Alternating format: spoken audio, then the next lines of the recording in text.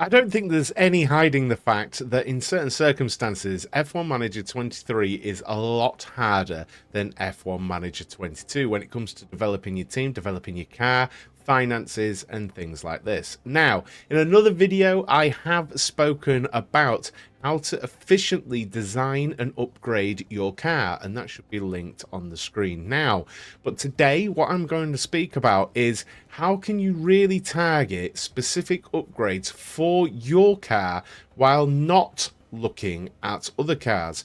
I really like trying to think out of the box and offer people different perspectives on how they can approach things.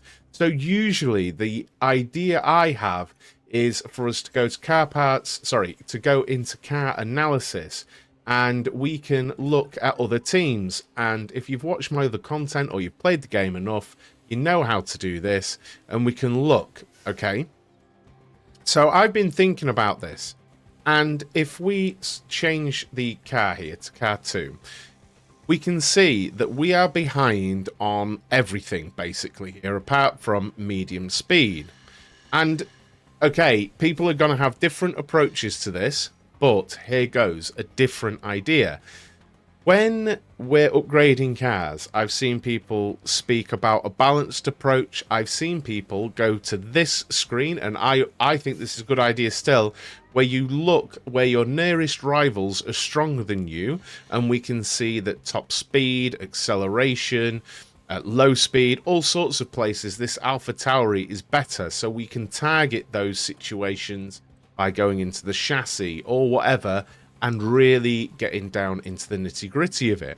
Now, what I've decided to do on this particular playthrough, and an idea I thought others might want, is instead of that, I've targeted what I'm already strong at. So instead of saying I want to release a strong car by Monza that's good for high speed, I'm simply looking at my car and saying, look, our strongest point here is medium speed. So I'm going to go for medium speed upgrades because I really, really want to take advantage of where I'm strong.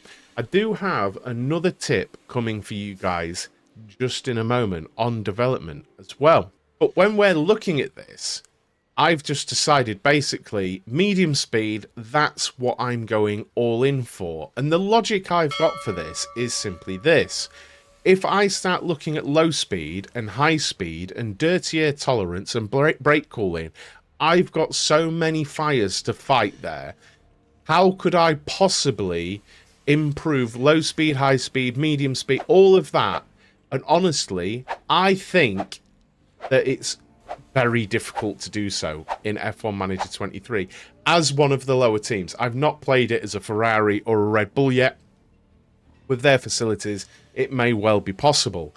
But I really think concentrating on your own strengths may just be a good start. And what I've also decided to do, and this might help you, I think it's a bit of a tweak and a secret for this year's game, is that when you go into design and design a new part, let's look at an underfloor here. Now, we can add some CFD and wind tunnel that I've got going spare. But one of the things I think is really, really important is this, the minimum lifespan. Now, over on this side, you can see the total extra weight, and it's 12 kilograms. You can slide that over and you save yourself 4 kilograms on the underfloor while improving all the other stats. And you can see this will make the car better total extra weight and high speed just by shaving the weight off. Now, what I'm doing on my current playthrough that you can see here on YouTube when I'm live or over on Kick is I've started off, and my first upgrades have simply been to, with Alfa Romeo, to concentrate on medium speed and taking as much weight out of the car as possible. And I think this is really going to propel the team forwards early and maybe get our season goal done early. And I'll see how this is playing out.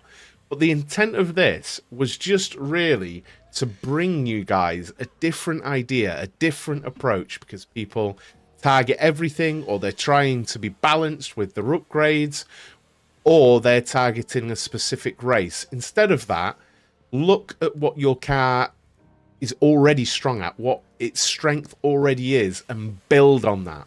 Because if you don't, and you go, say, for low speed with this Alfa Romeo, by the time you've got low speed somewhere competitive, you've concentrated on that so much, you've already lost the medium speed advantage, and then you're back to square one again, but you're really good at low speed, but Monaco's already passed, or something like that. And I hope you see where I'm coming from with that. So my advice, and I don't know if it's going to work for me, I feel like it is through the testing I've done, is take the weight off. Now, there is a balance here. If you take the weight off, you can see there in the middle, it's saying that the lifespan of races is -1. So in doing that, you are going to have a less durable part and have to make more of them down the road. But with these lower teams, it might just give you the start you need to really push on in the championship. I hope this makes sense. If you've got any questions or anything else that you want tips on, please get the comments in down below. Please do consider hitting that like button and also subscribing to the channel. Thank you so much for watching, and I'll see you in the next one.